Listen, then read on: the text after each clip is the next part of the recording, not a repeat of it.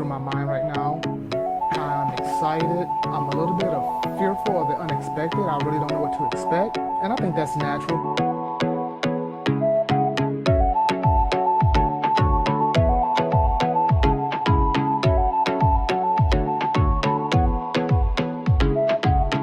Ready to dance some salsa? Salsa, bachata. Oh, yeah. You got it, yes. merengue.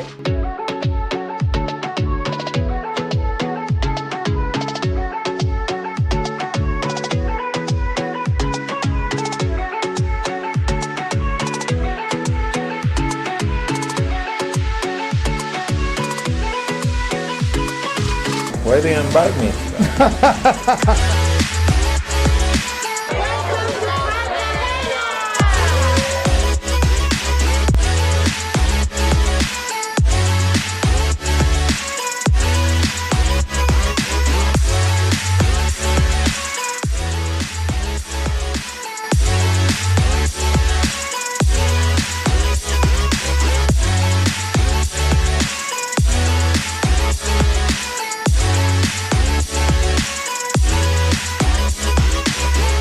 One thing I learned, the more you travel, the more it opens up your mind. Yeah, the more you travel, the more you see things.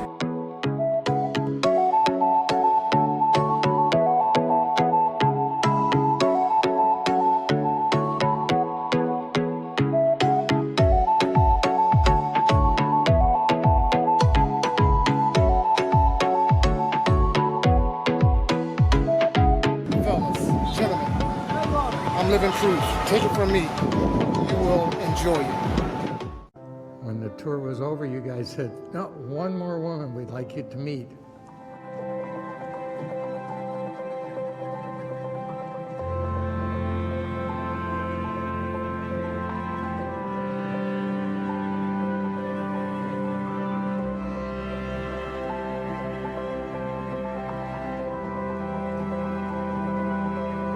I think my life is going to get a whole lot better from this moment on. Everything I've wanted.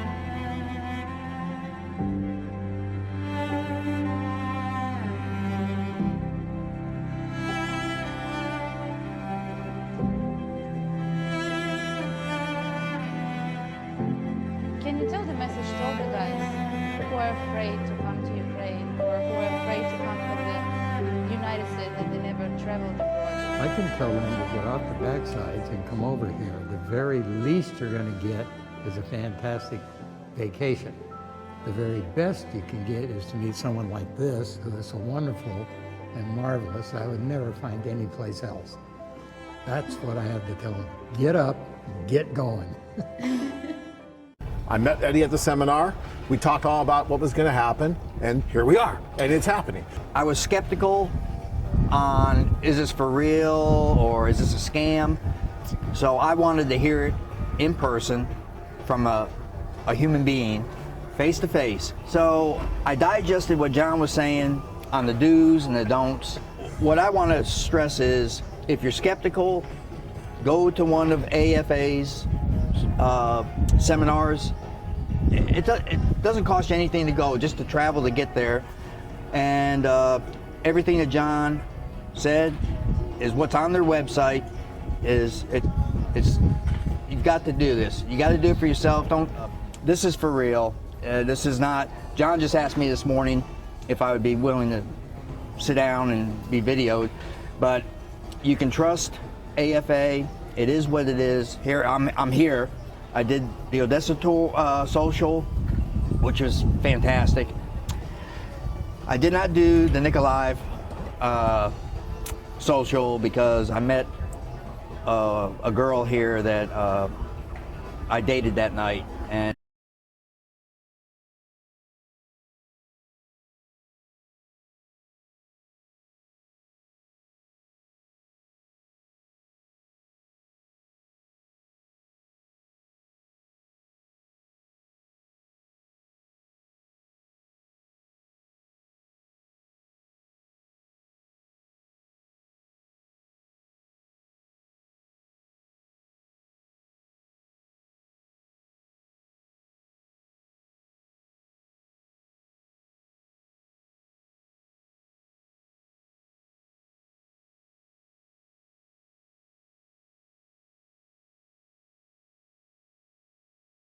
she didn't want me to do the social, so to show that I was really interested in her, I negated to go to the social. You defected. I defected, Yes. and I disappeared also this past weekend. We were worried about you, and Eddie. everybody worried about me that something's happened to Eddie. You know, he's in jail or dead.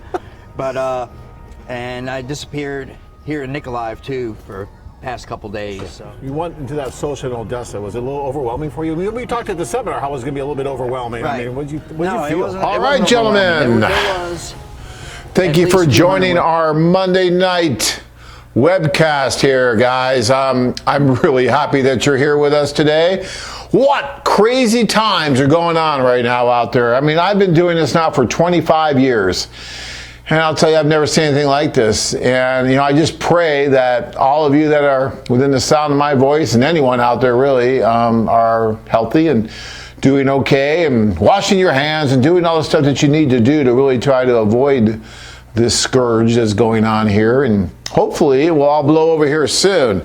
It's just, you know, in all the years that I've been alive, I've never seen anything as disruptive as this. And I guess I've been kind of lucky being, you know, a child of the early 60s. I was, you know, in diapers. Everybody was having the revolution and everything going on. But so I was lucky enough to miss the wars and miss all those kind of things. And so I've never really seen anything like this that is just so dramatic and so changing. I mean, we've had some things, obviously, 9/11, other things that have happened, but this is encompassing the whole world. I mean, it's just absolutely mind-boggling what's going on right now. And, you know, we're trying to adapt and we're trying to do the best that we can. I know you guys want to get out there and see these women in person, and I hear that from you, and I hear it from guys every day now, because we're still working, we're still doing the best that we can. But unfortunately, we can't do things like this right now, what you're seeing on there, because, you know, this is the opposite of social distancing, right? You know, these are bringing hundreds and hundreds of people together at the same time in a small space, and that just doesn't work right now. Even our seminars, I love doing the seminars, and we did one this weekend, but it was a virtual seminar, and it's just not the same as being there in person. It's just not. We did it for the guys in Boise, and you know, that's what I've been saying for all these years too, guys, is that, and I think people are starting to understand this now. When you're away from work, let's say, and you're working from home and you have to Skype in or do meetings and things like that, you can tell it's not the same, is it? It just feels different. You don't have that power exchange, that energy exchange that you really get when you're in person. When you're in person, and people, I'm telling you, they feed off of each other. And there's that chemistry, there's that power exchange, that energy that you feel and that you get. And when you're talking to someone over the phone or through Skype or some kind of conferencing service, it's just not the same. And we'll continue to do our seminars virtually, and that's better than not doing them at all. Although I wish I was right there in front of you. I wish I was able to talk to you personally, to shake your hand, which we've been doing over the last 20 some years when we started doing these seminars. And you know, we're going to get back to these socials too. Okay, it's just a matter of time, but it's going to happen. Unfortunately, I have some sad news about one of the tours that was scheduled for May 14th for our Kiev-Kharkov tour. And it just seems like with everything going on, that we're going to have to postpone or just not do that one, unfortunately. You know, that was put in place because we had to postpone the April one, right? So we moved that out to May 14th, thinking, okay, everyone's going to be doing this for a month, and by then we should be good. But obviously, that's not the timetable of what's going on right now. And our number one priority really is the safety of everyone involved, our staff, the women, our wonderful clients. I mean, everyone, the men, the women, the staff, everyone, we really have to be careful and make sure that we are following the rules as best we can as well. Matter of fact, we have a gentleman who's on the Youre club right now in the Ukraine. How he got there, but he's there. And instead of doing the one-on-one individual dates, you know, we're having to do it via telephonic and Skype and other things to bring him together with the women. And that's a shame, but that's really the only way it's going to happen, because everyone's scared, you know, and the women over there in the Ukraine or Colombia or wherever it is, you know, they're very hesitant, and they're under shelter-in-place rules too with their government, just like we are here. Phoenix or Arizona just declared, I guess, an hour ago that we're going to be under a shelter-in-place ruling starting tomorrow at 5 p.m. So they've already had the restaurants and everything closed here for quite some time. And now it's going to get more drastic, and it's probably a good thing, I guess. You know, we're just trying to get this thing over with as soon as possible. So we're contacting the people that were involved in, there's a gentleman on the screen that just came on who just called me yesterday. He's like, what's going on? I want to get back over there as soon as I can. I'm like, yeah, I wish we could in May, but we're just not going to be able to make it happen. So the next one coming up for the Ukraine will be in July.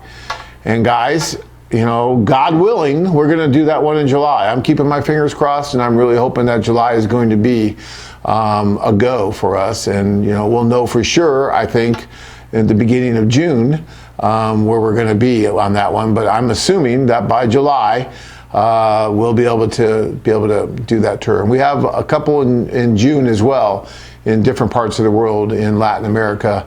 I think there's a Costa Rican tour going off in June, and I'm hoping that's still going to go as well.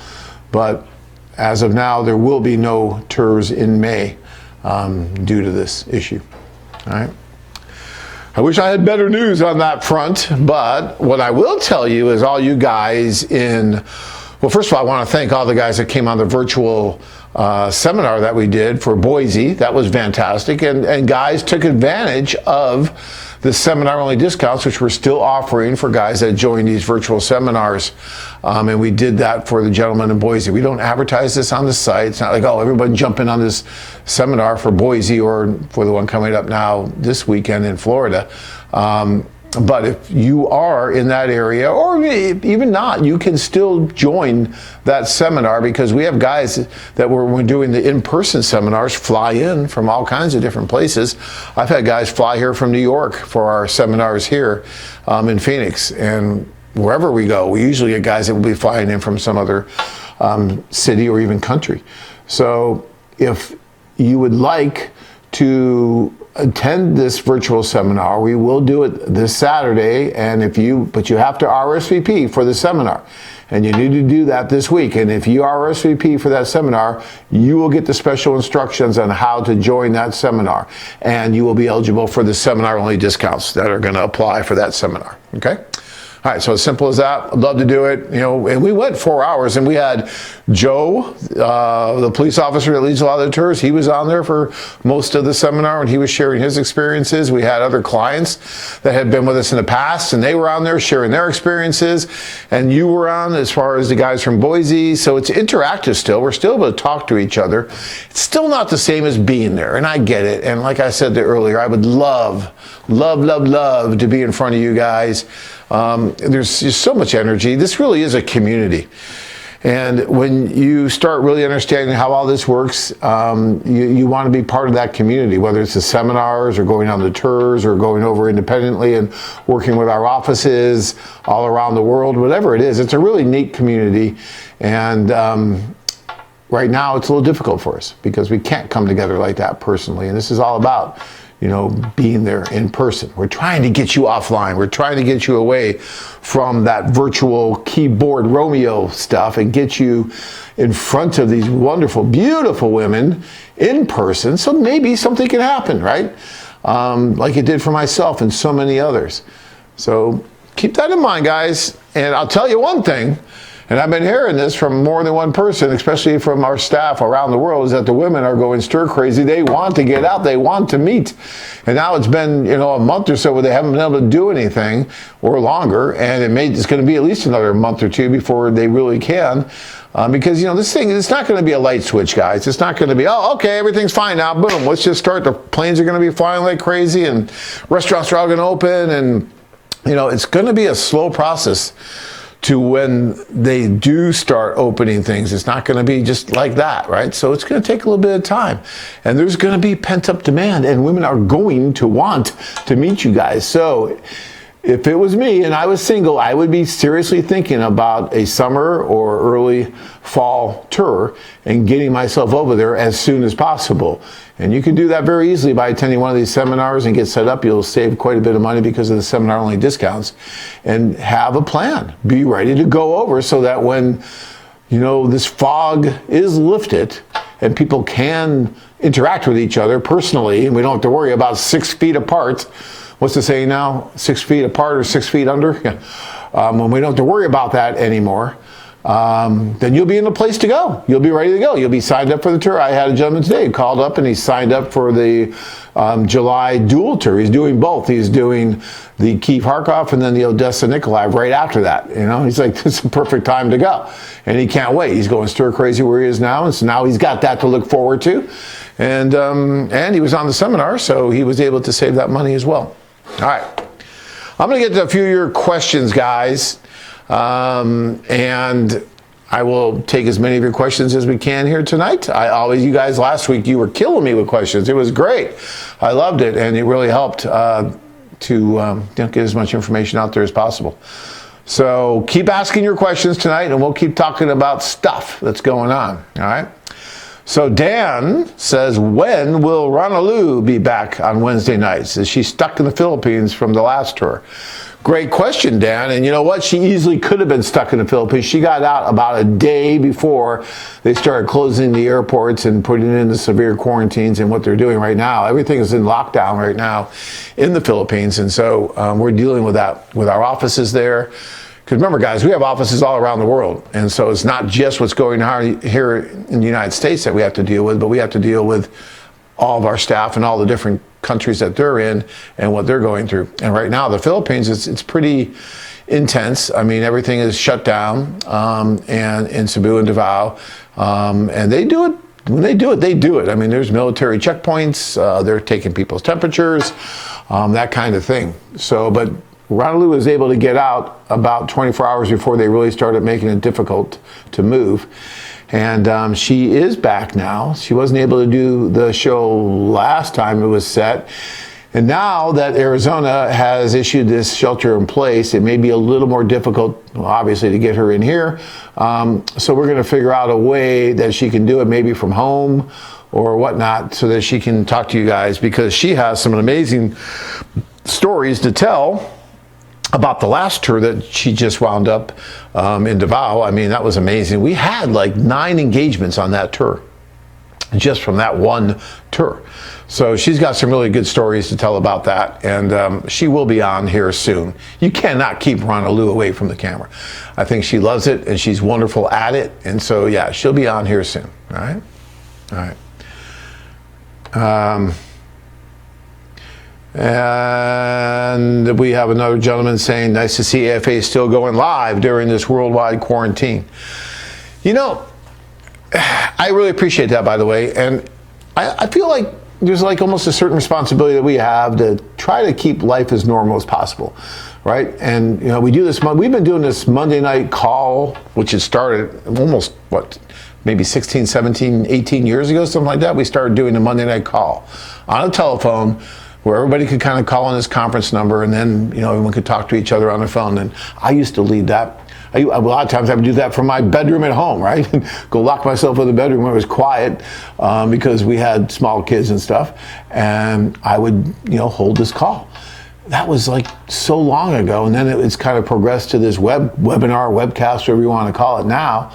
But every Monday night we've done that. And if you haven't noticed, since we started 25 years ago, every Wednesday is our update day. And guess what? We still do those updates every Wednesday. Even though we're going through this whole thing right now, we had to shuffle things around to make it work. We do that because you expect it. And it's something that I think needs to be done. I mean, yeah, we're not saving lives. We're not doing like that, but we are maybe helping some of you that are maybe a little depressed, being isolated at home. And if you're being quarantined or isolating at home by yourself, maybe because there's no one else in your life, maybe you need someone to talk to or someone to, some reach out or some normalcy in your life. And hopefully in some small way, we can provide that for you. And so that's why it's important to me to try to keep doing the things that we've been doing as much as possible. And that's why we're, Kirk and I were in here on Saturday doing the virtual seminar for the guys that really want to still attend that. And we're going to do that again next Saturday. For the guys that are in Florida. We're gonna have to figure out a little bit something different, Kirk, probably because of the shelter-in-place order we have now, but we'll figure that out and we'll get it done, and we'll still come to you on Saturday with a live seminar, all right? All right.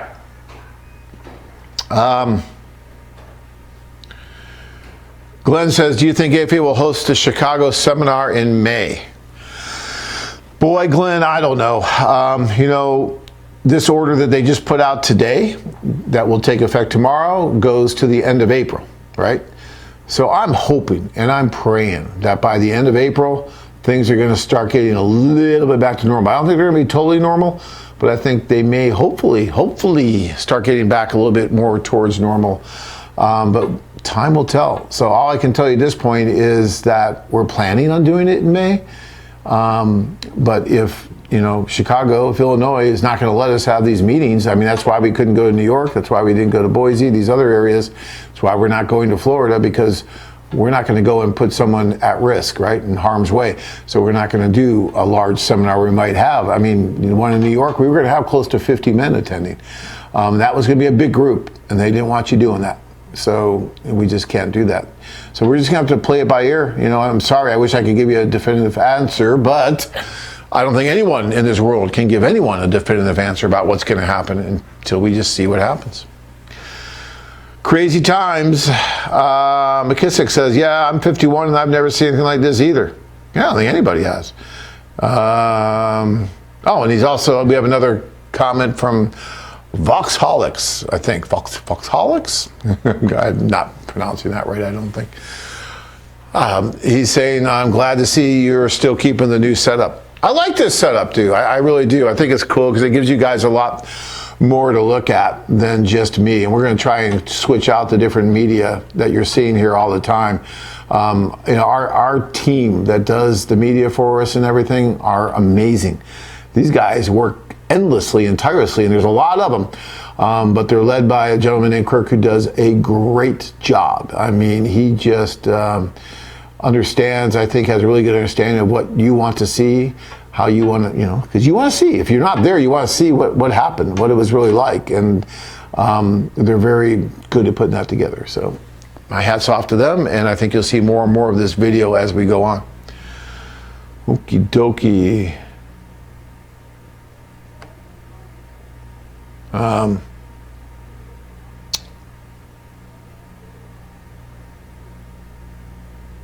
So I'm having a question from Dan saying, I understand we can speak with the women over the phone through your service, but cannot ask for their phone number until we meet them in person. Seeing how it's going to be a while till we can travel again, is there any chance you'd consider waiving the requirements so we could talk to it? Well, the main thing you'd have to check, first of all, Dan, is with the government, because, and maybe they'll waive IMBRA for a while during this time. Wouldn't it be wonderful if they would just waive that requirement?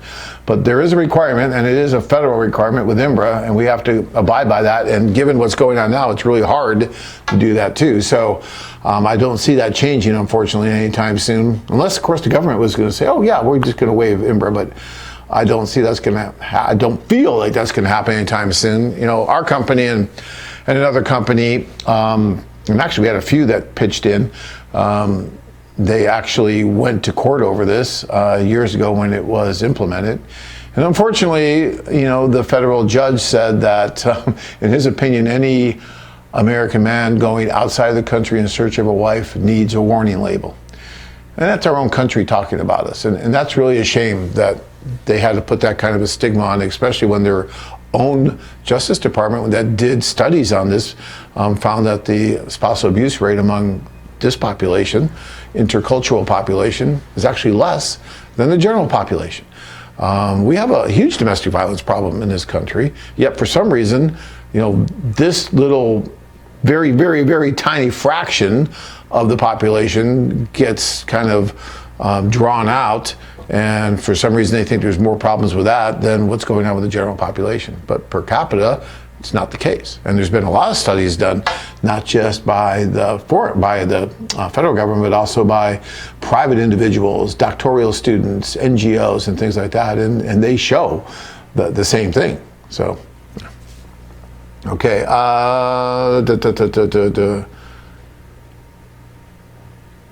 Andrew says, how can I show the woman I'm interested in meeting her, but due to the virus, I'm just another guy on the other screen because I can't travel to her? Well, Andrew, one way that you can actually show the woman that you're really interested is you can actually, this sounds a little self-serving, I guess, but you can actually make a plan on going over. Whether it means signing up for a tour, signing up for an individual service like a club, or even just an individual meeting, but actually put that in the works. Actually sign up for it and then let her know, oh, by the way, I've signed up for this and I'm going to be there on this date, God willing, unless, we have to postpone it because of this. But if you sign up, let's say, for the July tour, because there's someone in, let's say, Kiev or Kharkov that you're interested in, and you let her know that you're doing that, your stock goes way up because now she knows you're not just one of the 95% of guys that will never get on a plane and go anywhere, but you're one of the 5%ers that will actually get on a plane and go and do this. And so, women like to know that you're serious about this. They like to know that you are actually going to come and meet them. Whenever I'm there, they're always asking me, how come there's not more men? What's keeping the men away? All that, you've heard me say this a million times. So all I can tell you is that if you really want her to know that you're interested and you're coming, tell her when you're coming. Tell her what your plan is, right? It doesn't even have to be through us. Right? You don't have to take a group tour, although I think that's the best way to go because you're going to have so much opportunity, but you don't have to do that. You can go totally individually. I think, it's a mistake to go halfway around the world just to meet one person, because being in person is different, like we were just talking about on the onset of the show. And so when you get there, if the chemistry is not right, then you've wasted some time, right? You've wasted a lot of time, money, and energy by doing that just to meet one person. So at least have a backup plan. Let her know you're coming. If things don't work out for whatever reason, at least have a backup plan of either joining a tour or at least doing a one-on-one introduction or club or something like that. Okay? All right. Yep, Lorana Lou made it home fine. She's doing well. Okay. Let's see here.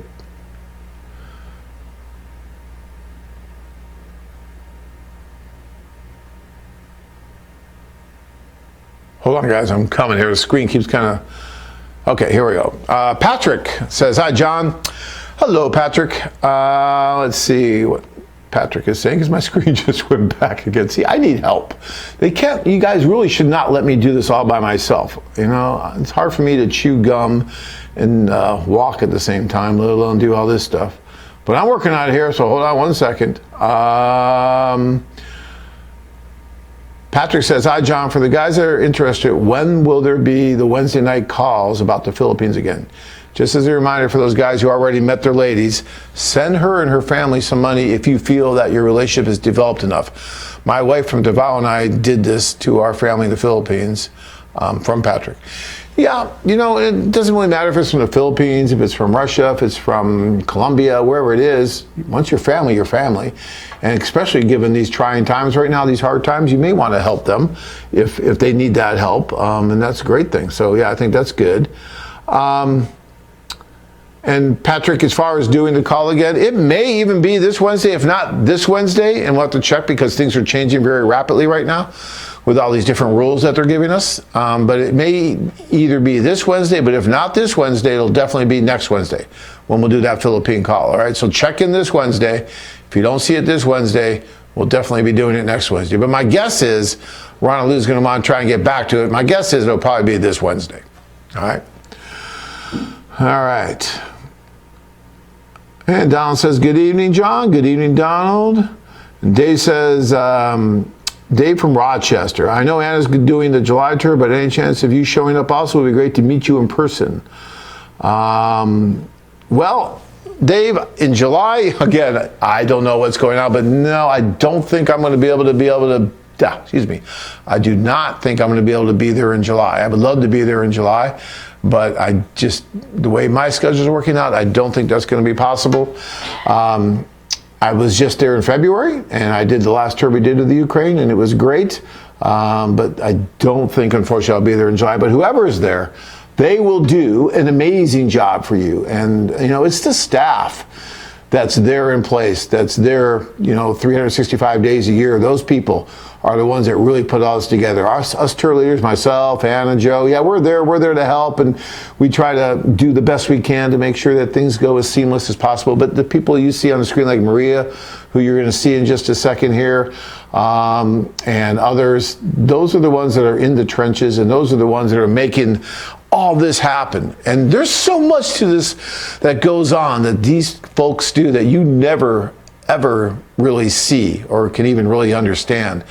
It's not like all of a sudden someone just snaps their fingers and these socials just happen magically. Or someone was asking me on the last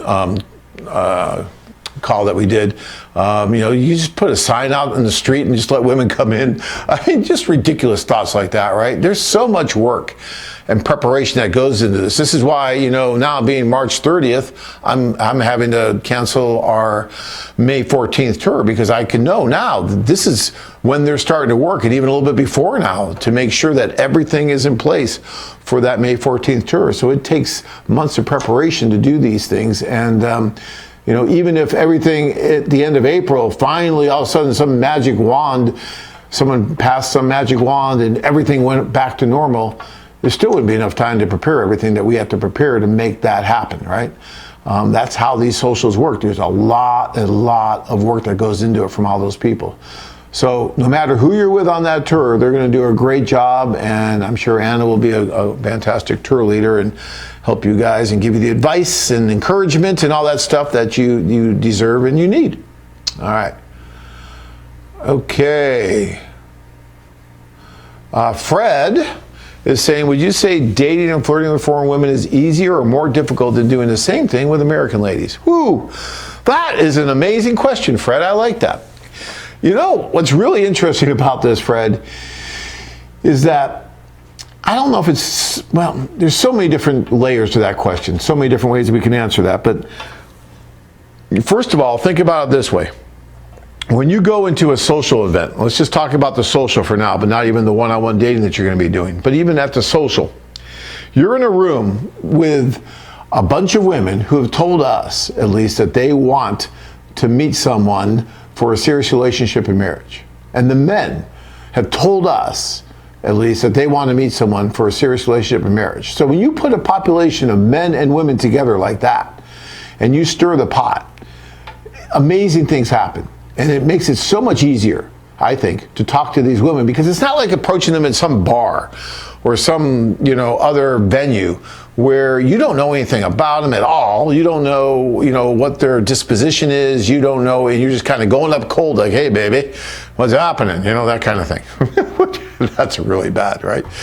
Oh, it's a good thing I'm married. I'd never get a date. All right, but anyways, when you're in this situation, you have a matchmaker at your side that was assigned to you at the very beginning, right? She's there. She's going with you from table to table, and she's helping you to meet these women who are there to meet you. I mean, how much easier does it get? So in that sense, yes, it's a lot easier.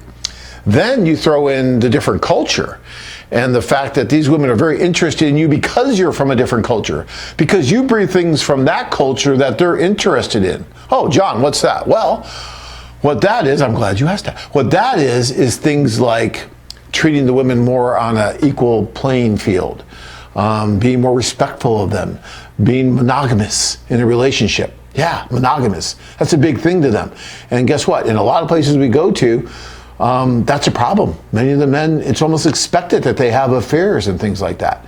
You know, so when you put all these things together, and even the prospect of maybe a better economic life from where they are, if you put all those things together, these women want to meet you because you're from a different country, because they're looking for someone. And so, yes, whether it's at a social, whether it's our staff calling up and doing one-on-one individual introductions for you, makes a big difference, and it makes it a lot easier. It is, you will know, it is like night and day. And if any of you guys are on this call right now that have been on the tours with me, if you want to say something here, I'll read it, that you could help kind of confirm or add to what I'm saying about this. But that was a great question, Fred, because you don't hear that too much. So yeah, I like that.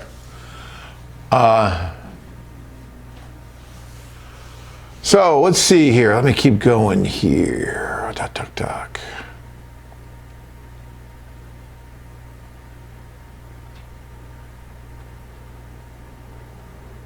Okay. Mark wants to know, man, this thing just keeps changing. You guys keep asking. Every time someone comes in, it changes. So hold on one second. Stay with me, guys. Stay with me. At least you got some good video to watch as I try to get this thing going. Tuck, tuck, tuck. Let's go to, where's Mark? I'm missing, oh, here it is. Mark wants to know, John, how does a client go about dealing with when they pay for a tour and it gets postponed or canceled? Well, you lose all your money. No, just kidding. Just kidding. Someone's going to take that. I got to be careful what I say. Someone will take like a little clip of that and say, see? Oh, so crazy out there. I'm really glad I'm not a politician. I can't imagine how hard that must be, you know, to be able to talk and then people take your words and splice them up and use them against you. So guys, what I would tell you about that is that there's a reason we've been in business for 25 years. I like to treat people the way that I'd like to be treated.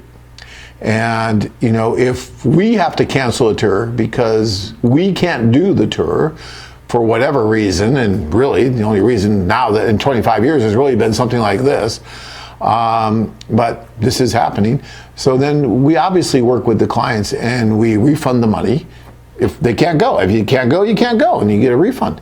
Simple as that. Now, many of our clients have actually kept the money with us and said, oh, yeah, you know what? Move it to this next tour. It's fine. I still want to go and everything, and we work with that too. That's fine. So it's really up to the client on how they want to work it out. But we would never like cancel a tour. Sorry, you paid for it. I mean, that's just ridiculous, right? If anyone ever did that to me, I'd be really, really mad. So yeah. All right.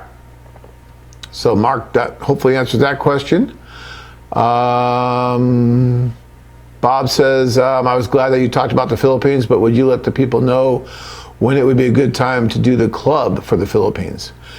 You know, Bob, outside of this, you know, crazy thing we're dealing with right now, pretty much any time is a good time to do a club in the Philippines other than any major holidays. So if we have, like, if you don't want to go around Christmas, you don't want to go around Easter, you don't want to go around those traditional holidays because that's very, very much a family time. You know, you guys keep talking about how you want to find a family-oriented woman, those kind of things, right? Which I understand.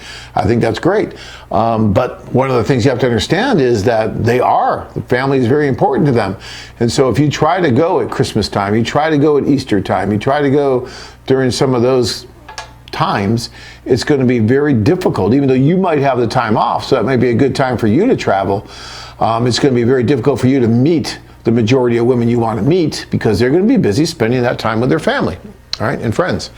So, but other than that, you know, it's really, I can't think of any other reason. I mean, weather-wise, there's a rainy season. I mean, but that's not going to stop you, and it's not that bad, right? So I wouldn't worry about the weather. And yeah, I went to Ukraine in February. It was snowing, and that was fantastic. It was great. The women were so happy to see us at the socials because it was dark and gloomy February, and there was nothing to do. And we had 470 women descend upon us at our social in Kyiv. I mean, that's a lot of women, and this was in the dead of winter.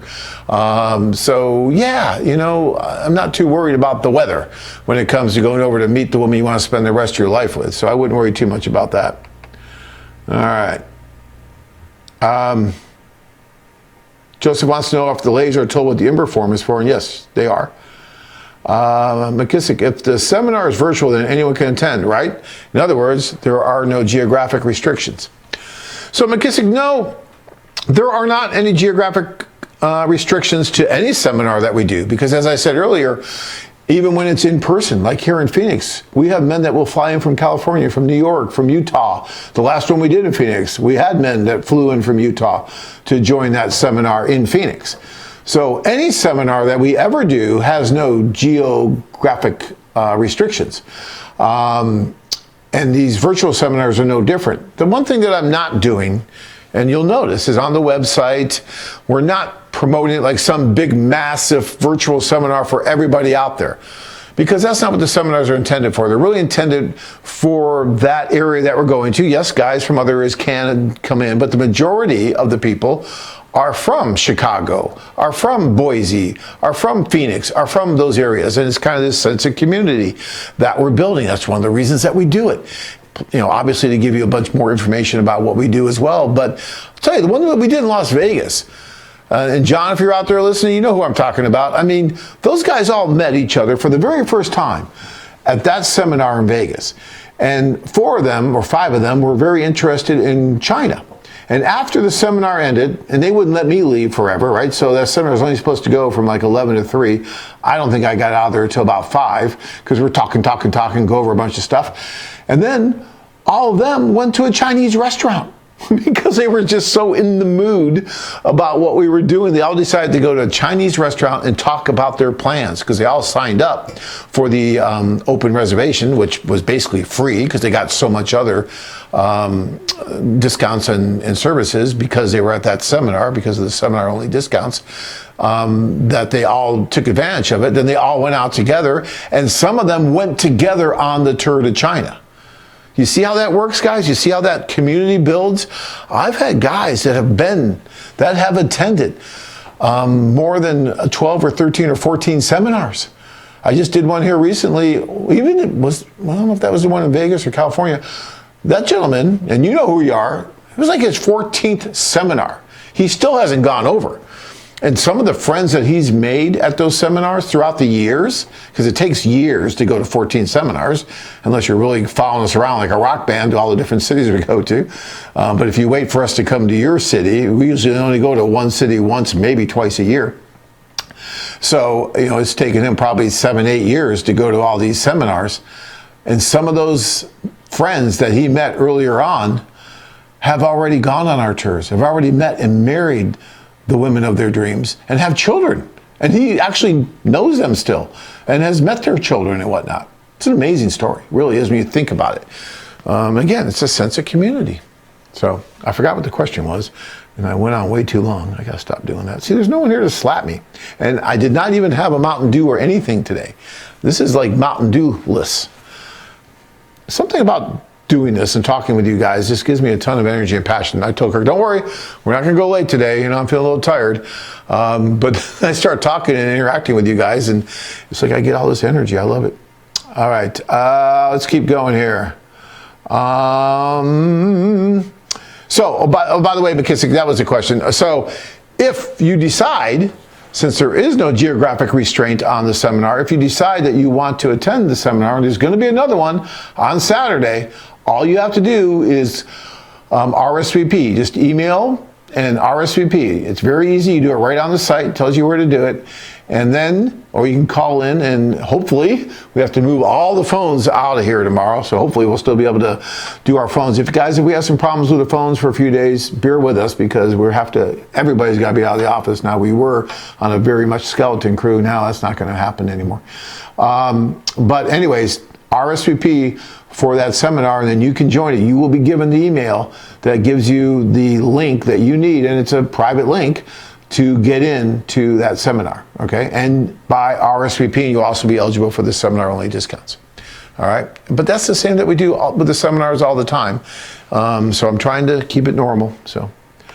All right. Edward wants to know, is Easter celebrated in the Ukraine, and would it be appropriate to say Happy Easter to the ladies in the Ukraine? Absolutely, Edward. Easter is celebrated in the Ukraine, but it is a lot of times on a different day, because it is the Russian Orthodox, right? Greek Orthodox. It's going to be a different day than the regular Easter. Well, I shouldn't say regular Easter, but the Easter that we're used to here with the Catholic religion and everything. Sometimes they coincide and they're on the same day, but more often than not, there's going to be at least a week or 2 weeks between the two Easters, okay? Because one's on one calendar, one's on a different calendar.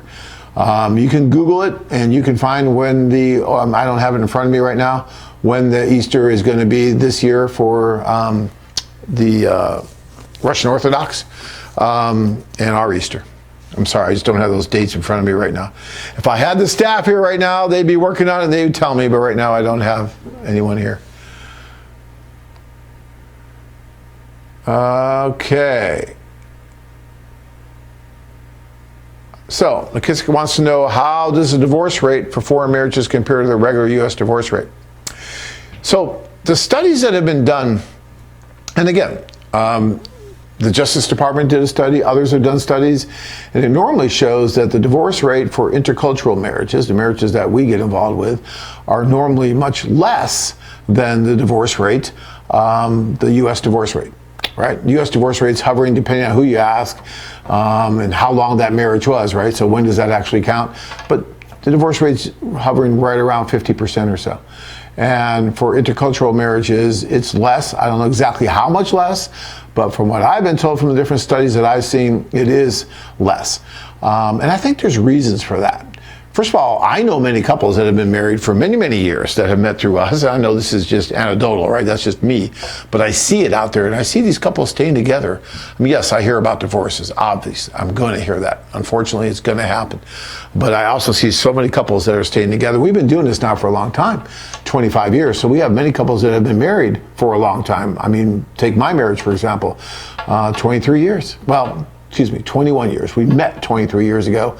Been married now for over 21 years. And we met at a social just like this in St. Petersburg, Russia. It was amazing. It was love at first sight for me. And after a few glasses of champagne for Tanya, it was love at first sight for Tanya. Poor Tanya. Yeah, I just think that the divorce rate is less because I think the men and the women are putting a lot more effort into this. I mean, look at what you guys are doing right now. On a Monday evening, you're on this webcast, watching this, listening to me, trying to get more information. There's probably better things you could be doing than this right now, but this is something that's important to you. So you're spending the time, you're doing your due diligence to try to find that right match for you. And I think that's great. And then the women themselves, they are actually reaching out and they're trying to find a different option, a better option than what they have in their city, in their state, or wherever they live, right? And so they're trying to find a better option for it. So they're putting a lot more effort into finding Mr. Right. You're putting a lot more effort in finding Mrs. Right. And by doing that, I think it really does show that these marriages tend to last longer. There's just a lot more effort that goes into these. You're just not marrying, the woman down at the corner bar. You're really going halfway around the world to find that right person. And I think that speaks volumes to why these marriages tend to last a little bit longer. Yeah, okay. Let's see here. Duck, duck, duck.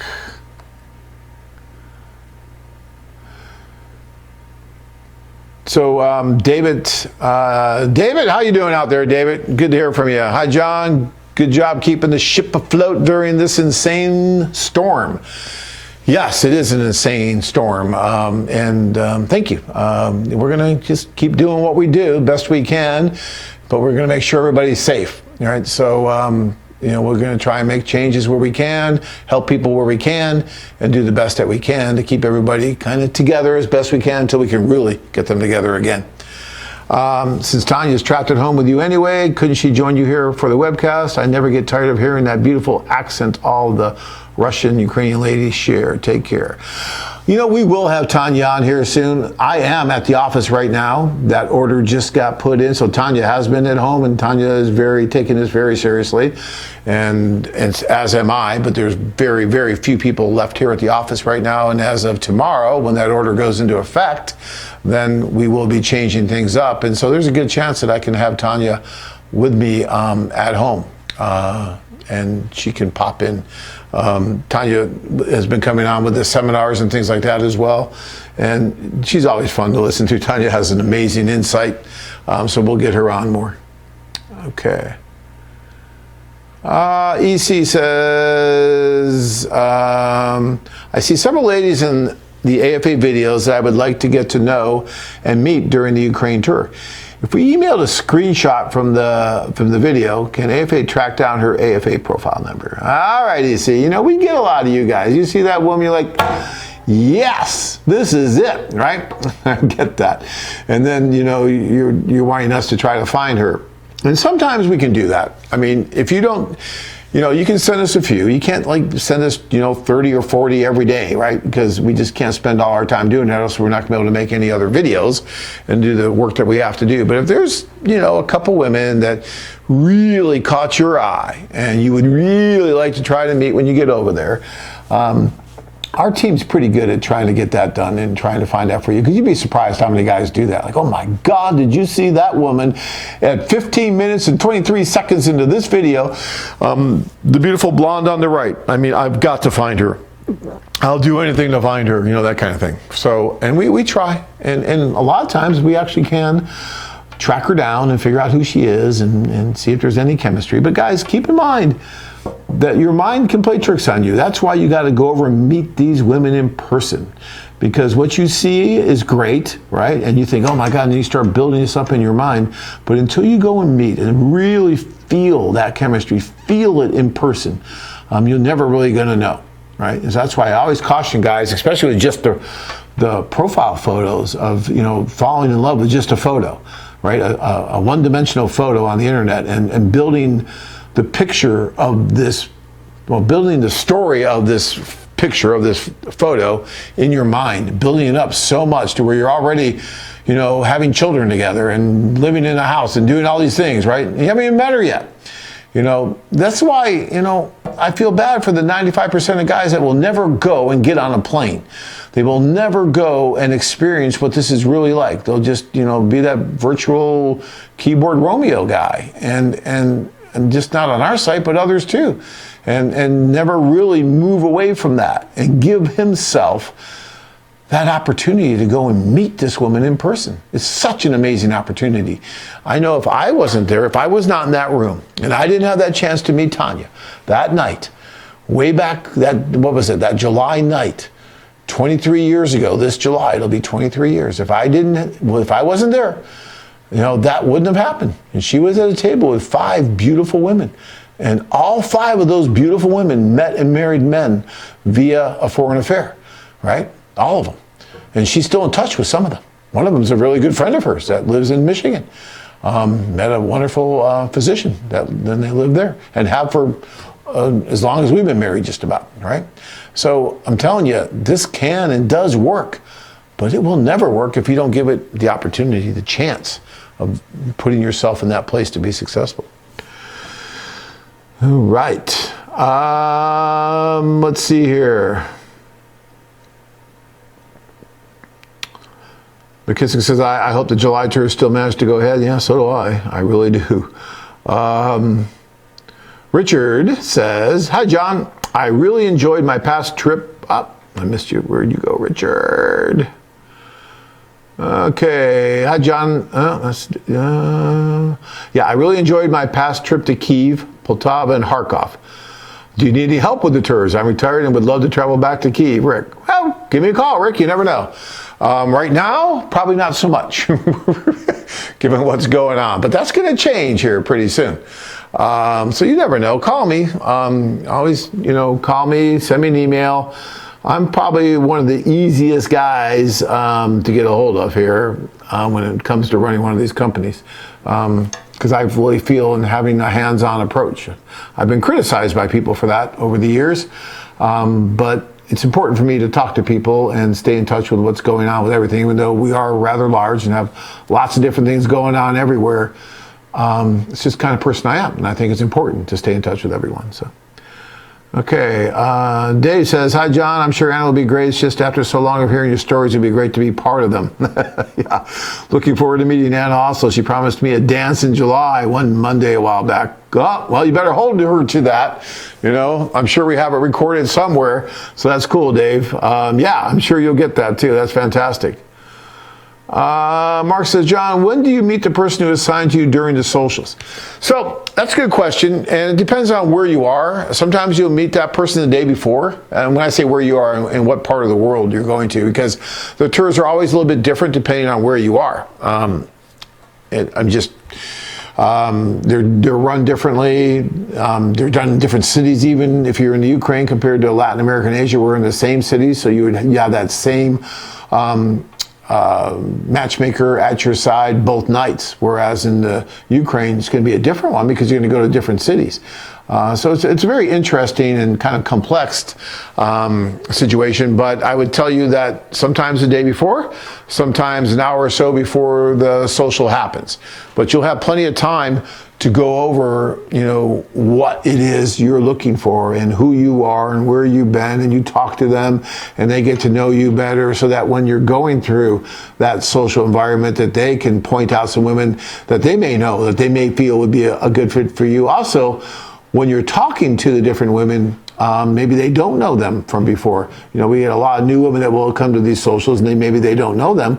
However, when you're talking with the women and you walk away from the table, you can talk with that matchmaker and she will give you good advice as to what's going on with that woman, really. Read between the lines a little bit. They're good at that. They're women. Women are not, blinded by beauty like men are. Oh my gosh, men, I've seen it. 25 years, I could tell you story after story after story about how, oh, she's hot, John, I don't care. Where do I write the bad check? I don't care. She's hot. She's hot. She's hot. Yeah, she's 40 years younger than me, but she's so hot. That kind of stuff, right? I've heard it. So the matchmaker will try to keep you grounded, try to keep you understanding what your goals are so that you don't get kind of hijacked. You don't go off the track that you really should be on. Because yes, it might be an enjoyable track to go off of for a few days, but then what's really going to happen at the end of all of it, really? So you really want to stay focused on what it is you're really there for. All right. Brian wants to say, John, there's a woman from Thailand who wants to come and meet me here in the U.S. She's willing to pay for her own accommodations. Is that possible? Just curious. Thanks.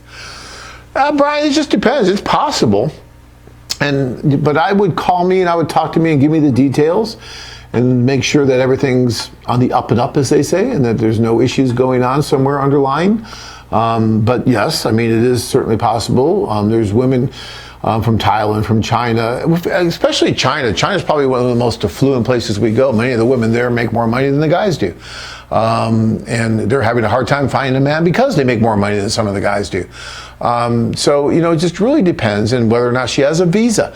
And what kind of visa is it? And all these different questions that you really need to ask. And so you really should call and talk to me or Michelle or Anna or one of us, because we've dealt with this for a long time and we can really tell you what we feel is really going on before you get, too deep into this. So yeah. Chuck wants to know which tour of the Ukraine would be better, the July 2020 tour or the September 2020 tour? Chuck, they're both great tours. Personally, if it was me choosing between one or the other, I might like the September tour just because I kind of like the shoulder tours a little bit better. You know, you go in the middle of the summer and there's just more activities, more stuff going on, more people everywhere, just busier and everything. Whereas the shoulder season, it's a little calmer, whether it's April. I like the April tours too, and the September tours. But I like them all. Summer tours are great too. They're a lot of fun too. So, you know, it doesn't really matter. They're all going to be really good. So I wouldn't worry too much about that. All right. Let's see here. Duck. David says, hello everyone here tonight. My name is David. I've been on 5, count them. I threw that little bit in, Ukrainian tours. Would anyone do that if the tours were not great? These tours were the best vacations I ever had. They are everything that AFA tells you they are. To make my point, I have the next 3 weeks vacation for another Ukrainian tour. Now I am trying to change this at work so that I can attend the September tour. September is beautiful in Odessa. Good luck, everyone. I'm so sorry, David, about that too, because I was really trying to do May. You know, I was heartbroken when we had to postpone April because we had a lot of guys on that April tour.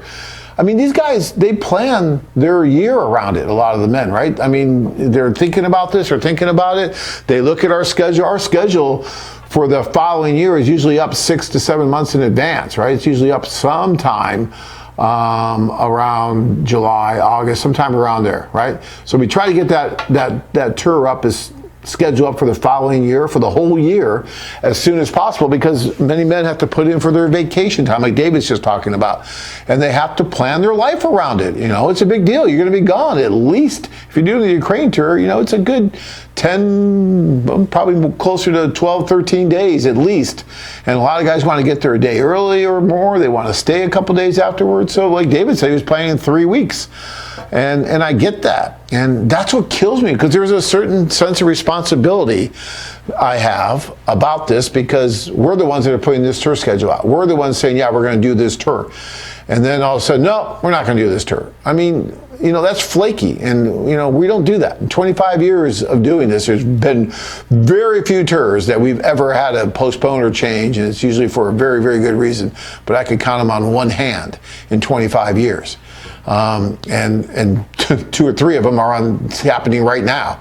I mean, it's just crazy stuff that's going on. So, you know, I can't tell you how sorry I am about it, but it's totally out of our control. And I know you understand that, and I appreciate that you do. I mean, you guys, and I want to say that right now too, you guys have been so cool about all this too. I mean, not one guy I can think of has like ranted and raved and complained. I mean, sometimes you'll get that. Well, what do you mean you're closing it?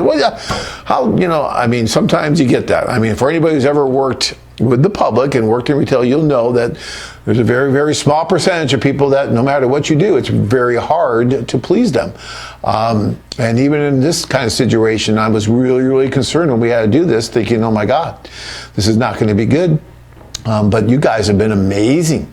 You've just been so understanding and supportive throughout all this that I really appreciate that. And all I can tell you is, yeah, I tried to put that May 14th date on to accommodate the guys that were thinking about, you know, or signed up to go in April, because I thought it was close enough, and hopefully we could get that and maybe get those guys moved over to that May date.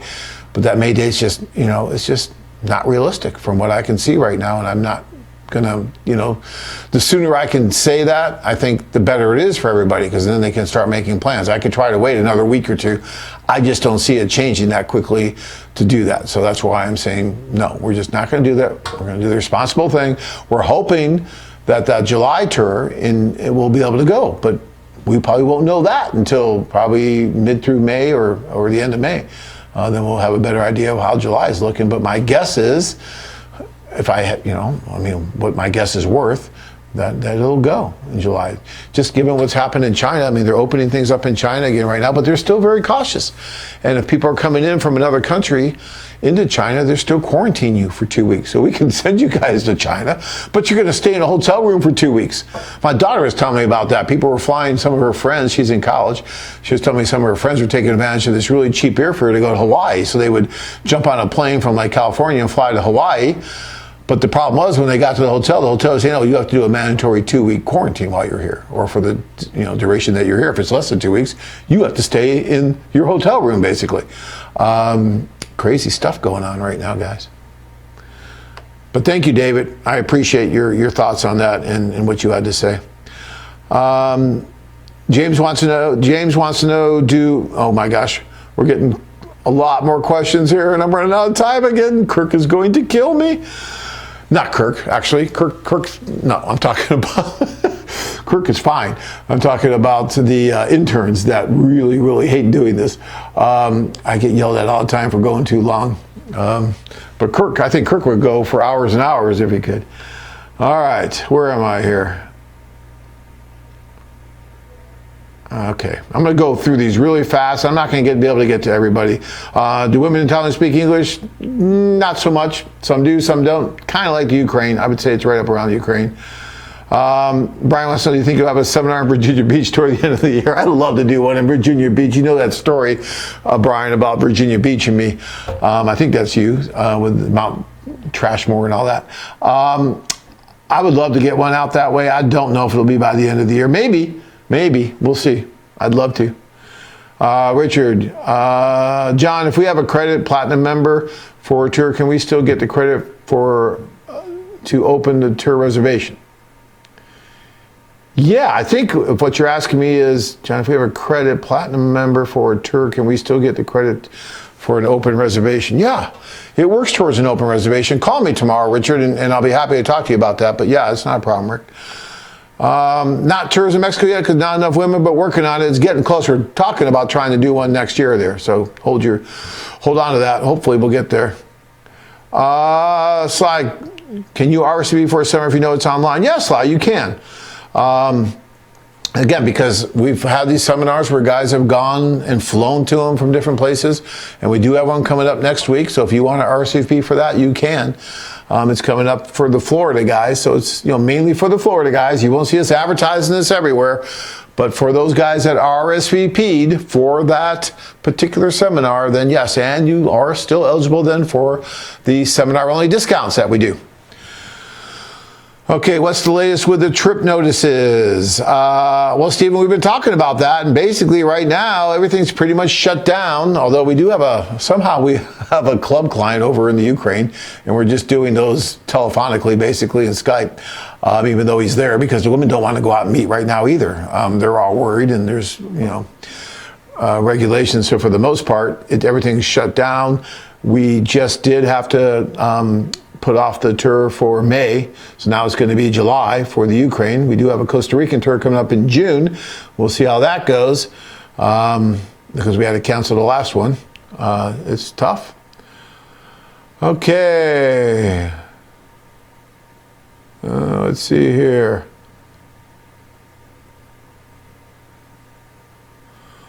Juan says, hello, Anna and Dina. Yes.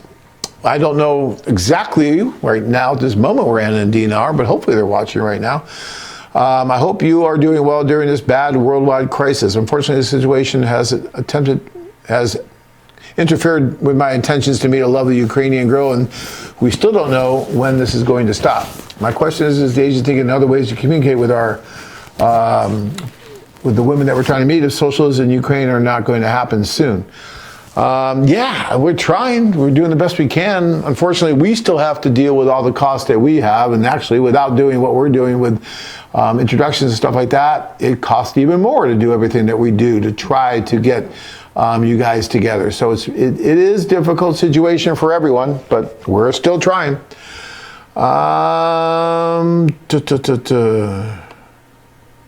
Yes. Doug, phone calls still can be made to the ladies. And if you're a platinum member, that's not a bad way to go. That's fairly inexpensive. If you're a platinum member, I think it's only like $3.95 a minute. So if you do a 5-minute call, I mean, that's not too bad. And you can get a lot out in 5 minutes. McKissick, John, you suggest not more than a 10 to 15 year age gap. Can a wealthy man push that envelope a little bit more, like to 20 years? Actually, what I usually say is once you start getting much over a 20-year age difference, you've got to be a lot more careful. But if that 10 to 15 year age seems to be where a lot of guys end up, and they do pretty well there. You start hitting that 18, 20-year age difference, it's a little bit more on everybody, but I've seen those work very well too. I don't think wealth has a whole lot to do with it, to tell you the truth. It's your lifestyle, it's how you treat the women, it's all those things. I've seen really, really wealthy guys marry women and end up in divorce.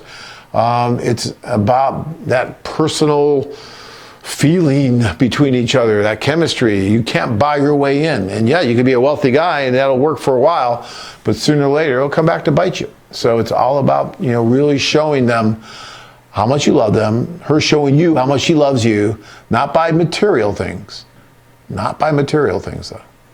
All right.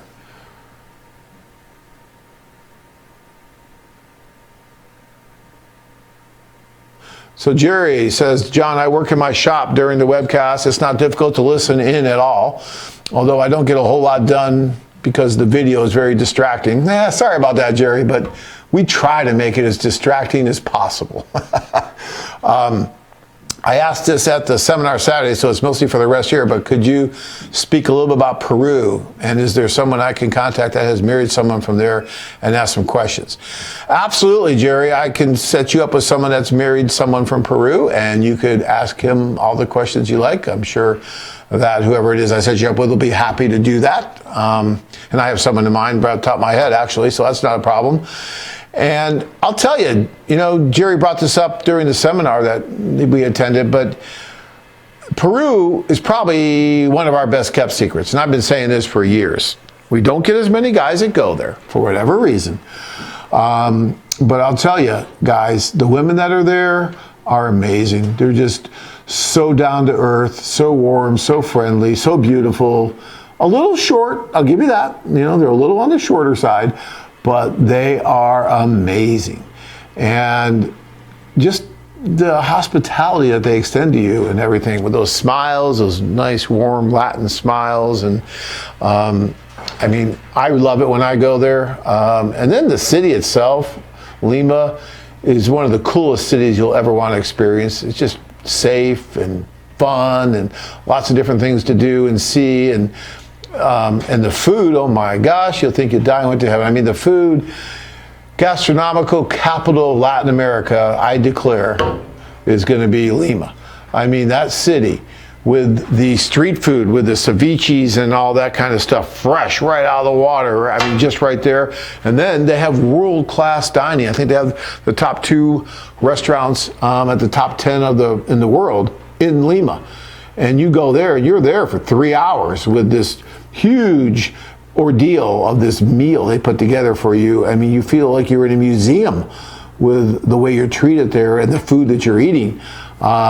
And the price is a small percentage of what you would pay if you were treated to that kind of environment in New York or in Paris or someplace like that. So I'm telling you, Lima, guys, is cool, is a great place to go. We don't talk, you're right. Larry, Jerry, you're absolutely right. We just don't talk about Lima that much. And I don't know why.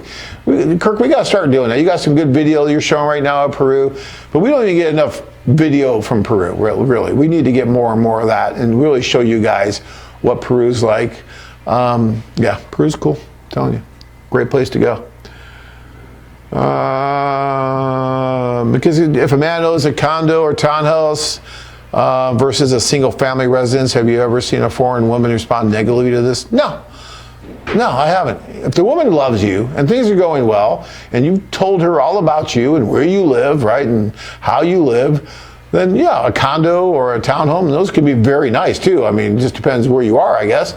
But no, I haven't. Now, the one problem I can tell you, a quick little story. A gentleman brought a woman back and he lived in this nice condo in San Francisco. Problem was, his ex-wife also lived in the same condominium complex in San Francisco. And they were on good terms, which is okay. It's good to be on good terms with your ex-wife, but there's a boundary. And they didn't really set these boundaries very well. So, it is 8 o'clock in the morning, Saturday morning, the fiance, because they weren't yet married, she was there on the 90-day fiance, and I still remember her, Jana from Odessa, I think it was. So she would come down, and have coffee, and guess what? The ex-wife would just come through the screen door, hi, how are you, and sit down and have coffee. She didn't sign up for this. She wanted to be with him, not his baggage. And I'm sorry, but you know, there's certain things that we've done in our past, and we call it baggage. And you know, he's her baggage, she's her baggage, that kind of thing. And to live right next to each other and expect your fiance to be happy with that is expecting a lot, because she's going to be intimidated by that. She doesn't want that. Even though you guys get along well, she doesn't want that kind of thing normally. Now, maybe there's some women that would be okay with that. She called it off. The fiance did not go through to marriage, and she went back because that was a deal breaker for her. And he did not really disclose that at all, that he had this close relationship still with his ex-wife. I mean, it wasn't close to where they were still sleeping together or anything like that, but emotionally it was still very much there. They were still very much friends and together, and she could not deal with that, especially having to live right next door to her. So that's the only thing about the condo thing. It's not really what you were asking, I don't think. Joseph wants to know if a 7 years of age difference is good. Look, Joseph, a 7-year age difference can be good or bad. It depends on the relationship. It depends really, there's no magic number. I heard, oh, well, if you take your age and then there's a full moon and then you divide it by 5 and add 3 and do this and do that, yeah, that's perfect. Okay, you know, no. It really, I've seen age differences of 40 plus years that have lasted for many, many years. I know of them. And I've seen age differences of 2 or 3 years that go down in flames. So it's not all about the age difference.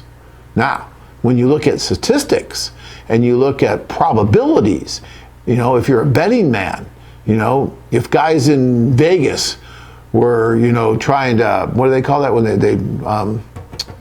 they figure out the odds? There's a word for it. I don't know. I'm not a gambler. But if they were trying to figure out, okay, let's look at this marriage, what are the odds? And they had you up on the board in Vegas and people were betting on it. Yeah, if you had a 20-year age difference or 25-year age difference compared to a 10-year age difference, you know, if everything else was equal, then you'd get a better return on the bet for the guy who had the larger age difference, right? In Vegas, they would handicap you more and you'd get, you know, more money. Your odds would probably be a lot higher because, you know, you'd have to, well, how's that working? Whatever. My point is that it's riskier when it's a higher by statistics. But every couple, individual couple, is unique.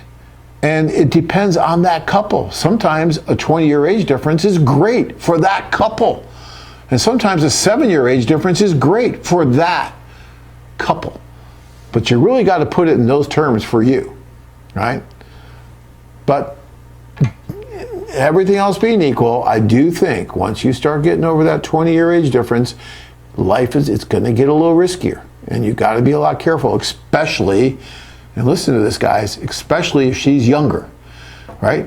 If she's 22 and you're 42, that's a lot riskier than if you're 42 and she's 62, or you know, you're 62 and she's 42, right? Not as risky. She's got a lot more life experience at 42 than she does at 22. She knows what she wants much more at 42 than 22. So keep that in mind. All right. Uh-oh, I'm coughing. Not good. All right. Yes, if you're corresponding with someone in Playa and you want to go meet, you get a hold of travel@lumby.com. They will put you in touch with someone there that can help arrange that for you. You can go meet her. Fox wants to know who's leading the September tours. The ones to the Ukraine, that would be Joe the cop. He will be doing the September tours. If that guy went on 5 tours, is he really looking for someone? So David, and I knew when you said that, David, people are going to be asking, well, what's wrong with you? Why did you go on 5 tours and not find that right person? You know, are you just, you know, playing around? What's the deal?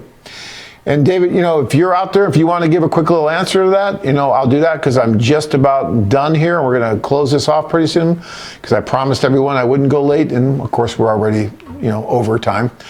But I will tell you that, okay, well, I can answer that question with a quick little story. One of the best complaints I had about the tour was a gentleman who came up to me, right? at the end of the tour, he had experienced all the different things that we do, all the cool social things that are going on. And he said, John, you know, the biggest complaint I have about this tour is that it worked. And I can't do it again. Because he would have loved to have done it again. He would have loved to go and experience everything. It's the same price as a regular vacation, right? We don't charge extra for all these extra things that we do. Think about that. We really don't. You can compare our tour prices to regular tour prices out there, and you'll see that ours are about the same price as a regular tour when you factor in everything.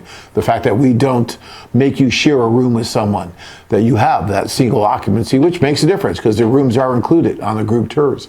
When you start comparing everything, you'll see that our tours are the same cost as a regular vacation where you go on the sightseeing stuff and do all that. But these are much different because you get so much more personal attention and so much more ability to tap into this amazing infrastructure that we spent the last 25 years developing, that a lot of people have tried to copy in the interim, but we just keep going forward and doing what we're doing. And I can tell you that when you go on one of the tours, you're connected to all that. And so some guys, when they go on the tour, they really enjoy it.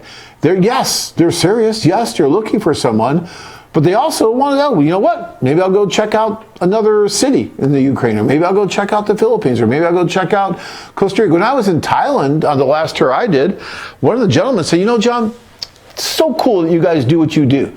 Because if you didn't do what you do, I wouldn't be here right now. I wouldn't be in Thailand. There's no way I would be in Thailand. But because you do what you do and you afford us the opportunity to go with someone who we know we're going to be safe with, and then we have this opportunity to meet all these wonderful women, it's just such a cool social opportunity that I love doing it. And he was in Costa Rica like a year before that. He goes, yeah, I went to the Costa Rica tour and I had a great time. I didn't meet the woman of my dreams. I am trying to meet her, but I had a great time there. And everything that you said you would do, you did. And I got my money's worth because of that. And now I'm back again here in Thailand. And I'm exploring Thailand and seeing if I can find that right woman here. And while I'm trying to find that right woman, I'm seeing all these different sites. I'm eating all this different food. I'm doing all these different things. How cool is that? And so, you know, I don't know if David is going to be able to get back in and answer that himself. I don't see him in, so maybe he's already tuned off. But if I'm going to give it about 2 more minutes as I answer these last 2 questions, and then he can answer it himself. But I imagine that's something like he would say, because this is a very social thing, and it is very enjoyable. And I've had guys that have been to every one of our destinations and wanted us to do another destination because they love the travel, they love the interaction, and they love the possibility of meeting that right woman. Some guys will meet the right woman on the very first tour. The tour that we just finished in Davao, which Rana will be talking about soon when she does her Wednesday night call, we had 9 engagements during the tour while they were still there.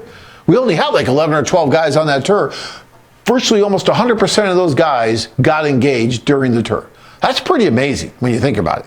And so, yes, it does happen where guys can and do meet the woman of their dreams on the first tour and move forward. Happens in the Ukraine, happens in the Philippines, happens in Colombia, happens when the Colombian tour that I was on, 4 or 5 of the guys started the fiancé visa while I was there. I mean, I see it all the time.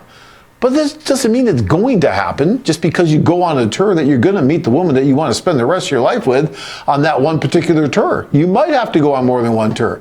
And let me tell you, if that's the worst thing that happens to you in your life, you're doing pretty well, because these are very enjoyable tours. We make them enjoyable. We make them fun for you. So, yeah. Oh, David did reply.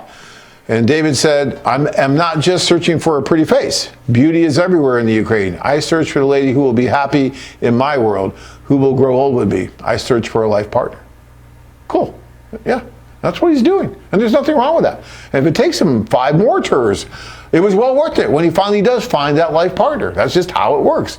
And he'll probably be the first to tell you that if he does do 5 more tours, that he will enjoy every one of them, because he enjoys them. I know him. I've seen him. He's been on the video here. He has fun at these things. And that's cool.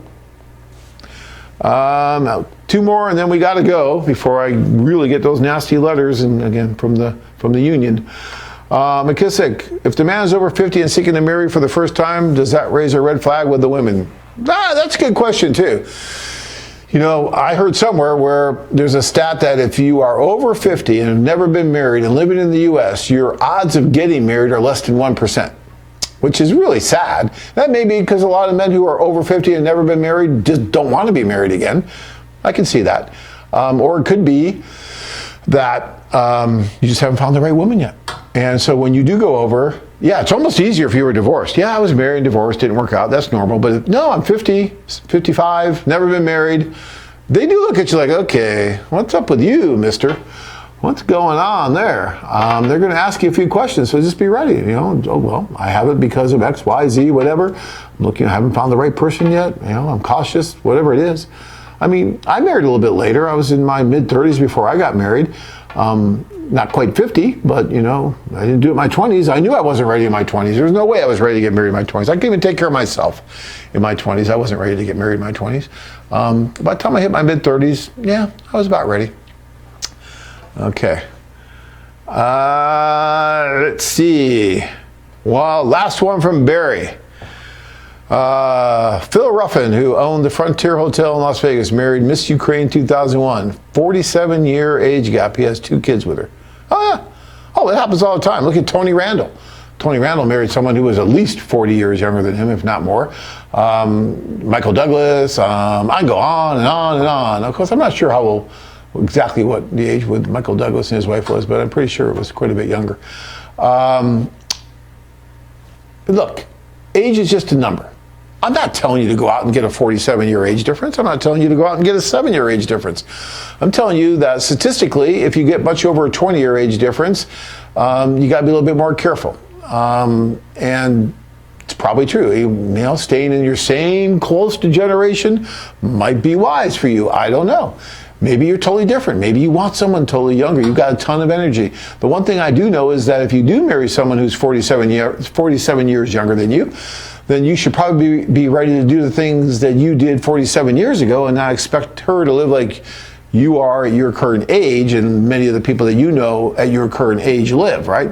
People tend to slow down a little bit when they get a little bit older and whatnot. And that doesn't mean going out and partying every night at nightclubs, but it just means, you know, just doing fun things, doing active things, climbing a mountain, doing this, doing that. And if you're going to marry someone 47 years younger than you, then she deserves to do everything that you did 47 years ago. So keep that in mind too. I mean, these are just common sense things, guys. I don't need to sit up here and pontificate and tell you these things. You know this. You know, sometimes you need to be reminded a little bit, but you know this. These are common sense things. All right. You guys, as usual, have been amazing. And I can't tell you how lucky I feel to sit here, even though I'm now all alone in this office, because we're doing a lot of this remotely with everyone, but everyone is still pitching in greatly to get this done. So kudos to all of our crew that puts these great shows on. You know, they do a great job, and we're lucky to have them. And I'm really lucky to be able to sit here on a Monday night and talk to all of you guys about a subject that is near and dear to my heart, and that I'm passionate about, and that I love, that worked for me all those years ago, and I know can work for you as well.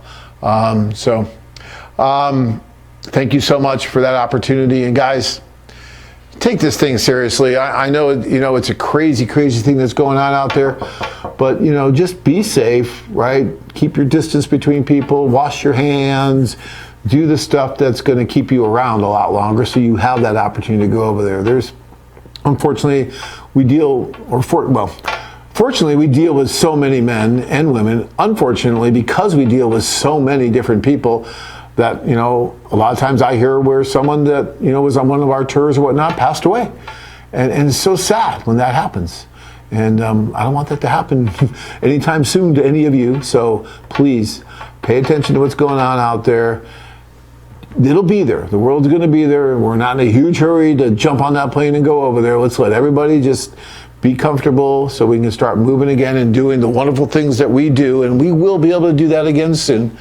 It kills me, you know, just as much, if not more even than it kills you, than not being able to do these tours. I love giving everyone the opportunity to do this. But right now, you know, for the next couple months, it looks like we're going to be sidelined a little bit. But that's okay. We're going to keep our pulse on our finger on the pulse here. and we'll figure out exactly what's going on. And as soon as it's safe to do one again into Ukraine or in Colombia or in Costa Rica or China or Peru, wherever it is, we'll do it. Simple as that. All right, guys. I'm going to try and get Rhonda on this Wednesday, so try to check in, and I'll check with them tomorrow. And with all of us, tomorrow's going to be a crazy day because we're going to have to get everybody totally out of here, even though we got mostly everybody out of here already, so it shouldn't be too bad. And then we'll check and see if we can get Rhonda on the air Wednesday to do a show with you guys, because I know it's been a while since she's been there with her bright, bubbly, smiley face, and she's got a lot to tell you about the last tour that she was just on. All right, until next time, guys, be safe. I'll talk to you soon. Bye-bye.